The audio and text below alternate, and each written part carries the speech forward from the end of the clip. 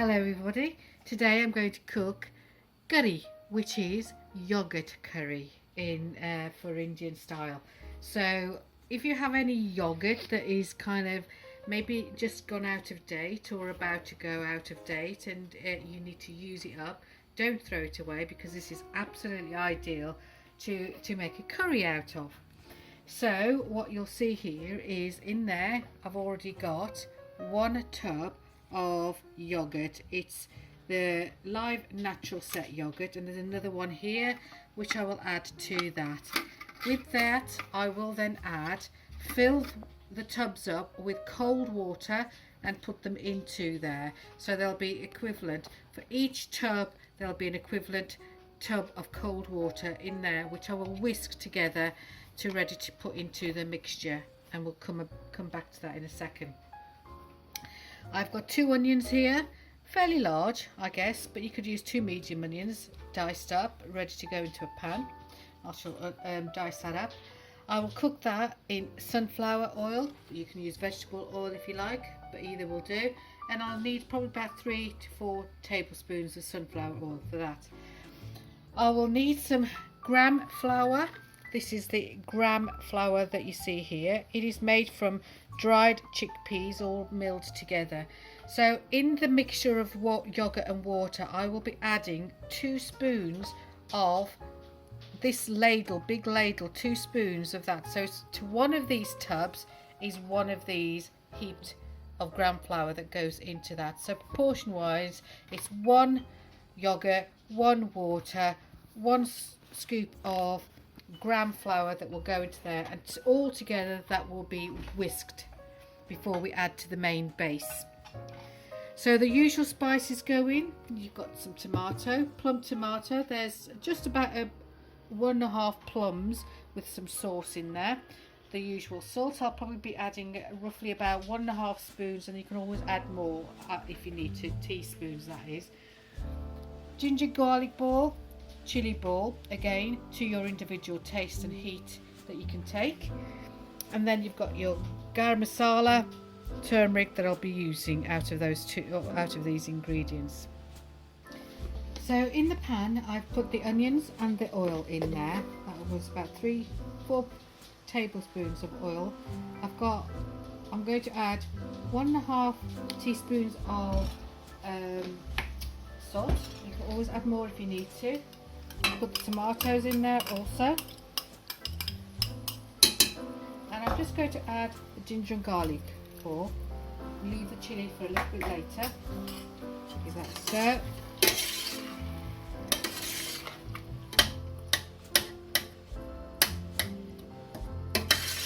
And let that cook through. So what I'm going to do is check it every 5 minutes, and I want them to begin to look like soft, mashable, translucent, with a tinge of golden, ready to add the next part of the ingredient. So check that in about 5 minutes. So the heat on this also needs to be starting off at a high heat and then turn it down as it begins to come to a simmer and cooking through. So you can see that it's just beginning to start to. So I am going to turn that down into a simmering heat, allowing the onions to cook through. Cover it with a lid. So just checking on the onions. Give it a stir. Cooking nicely. Sticking a little bit, that's fine. Just lift it off.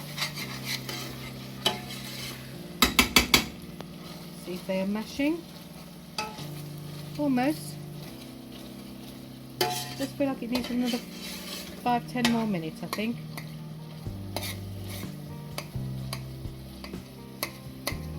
They're not all quite translucent. So let's put the lid on. I'm going to check in on 5, I think, to see how that's going. Okay, so come in about 10 more minutes.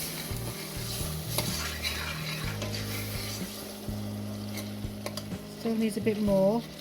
I'd like them to be really soft before we add in the yogurt mixture really, or anything else, only because they will just stand out from the mixture otherwise, and I wanted to try and be as combined as possible, so I think it needs a bit more time yet. So another 10 more minutes. So whilst the onion is cooking, I've got the yogurt all into there now. The water is going to go into there. That's the 2. I'm also going to add in the gram flour. So 2 ladles of this will go in. That's 1. What this does is, the gram flour adds the consistency. I'll use a little bit more there because that's not quite a full heat amount. So the more you add in, the thicker the consistency of the sauce, the less, obviously, the more saucy it will be. I like mine to be medium, really. I don't like it to be really thick. Equally, I don't like it too soupy. So you need to find your base. I find that consistency and that ratio helps me to get more. It's the right consistency. If the consistency becomes too thick and you actually want it to become a little bit more soupy, it's easier to add in the water later on. So I would always advise you to add more gram flour at this point, if that is the case, just to get the consistency right later when you can add some more water. So I'm going to whisk that together now.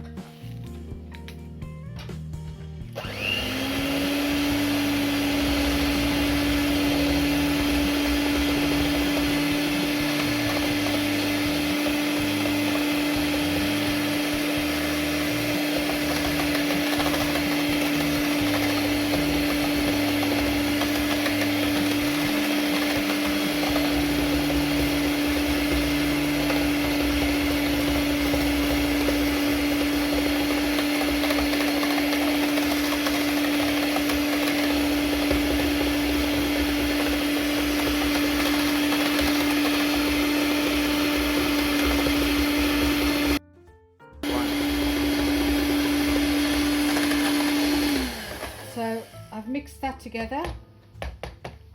I shall do that again just before I add it to the base, but that will be ready to go straight into here once the onions are done. So I'm going to give this a stir now, check on how they're doing. Cooking nicely. That's the kind of sizzling that you want to be able to hear and see. It's going to take probably in total another 15 minutes in total to be able to really cook through, a bit more, maybe even 20. So I'm going to leave that to cook again, check again in about 10 minutes, see how they're getting on. Now I just want to add in, just to let you know that is another ingredient you might want to use. Some people do, some people don't, it's optional. Is cumin seed. Can give you a really nice flavour to this. But it's entirely optional as to whether you want to use, and all you would need to use is a teaspoon of it if you do have some at home, and it's the seeds and not the powder that you would use in this. But I'm not going to use that yet. I'm going to just let that cook, lid on, come back in 10 minutes. So giving the onions a stir. That's a bit better now.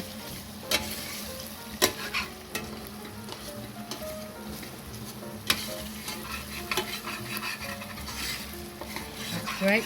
So what I'm going to do now at this point is I will put in a little bit of cumin seed, only about half a teaspoon. I don't like to overpower it too much. It's straight into there. At this point I'm going to add the garam masala as well, only because it can sometimes clump up. So it's a teaspoon and a half of garam masala, and I'm also going to add the chilli. All goes in, a bit of stir.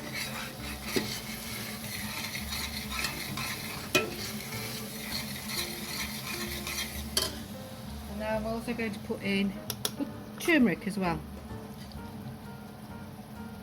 About teaspoon and a half. Give that all a stir.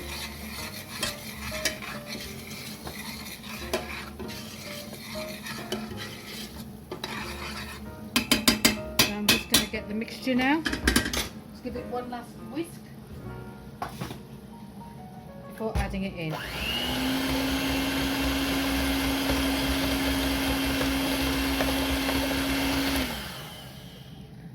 So as you add this mixture in, you need to add it a little bit at a time and keep stirring. Keep stirring the mixture in the pan. Keep the heat on about medium. And what you don't want happening is that it curdles or it becomes clumpy. So stirring it, add a bit in, give it a stir. So that you're keeping it from getting clumpy, really, is what we're saying.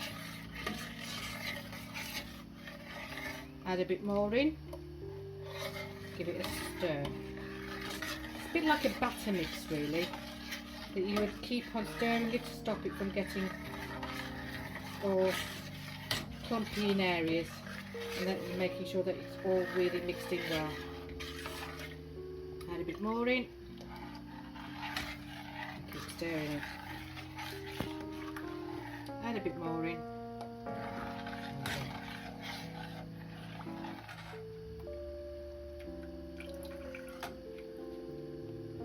So at this point I'm going to bring the gas right up. I want it now to come to a boil. Once it comes to a boil, I will then reduce the heat and let it simmer with the lid on. And that's really important because what you've got in here is gram flour, which if you didn't allow it that time to cook through, would be tasting very grainy. And by allowing it to simmer, you're going to allow it to all mix in and all blend together nicely, so that you don't taste that grainy texture to the mixture. But you have to keep this stirred until it comes to a boil. Reduce the heat and let it simmer, and then you have to check on it every sort of 10 minutes again, 5 to 10 minutes, to be sure that it's okay. Now the consistency, as you can see, is very soupy. That will thicken. The gram flour will enable that to happen. And if it becomes too thick, you can add some hot water at this time, not cold, because this mixture will now be heated up and hot. So you add hot water to the mixture to keep it get it to the consistency you want. But it's not at a point of judging that yet. So I'm just going to keep on stirring until it comes to a boil. Just to remind you, viewers, that once you're leaving this to boil and simmer, that don't put the lid on completely, put it on partially. It's just to allow the steam to come out, and a consequence of that is that if you do not do that, it can overflow and over and out of the pan itself. So just to remind you to be able to do that. So you just want to turn the heat down. So I'm just going to give this a quick stir.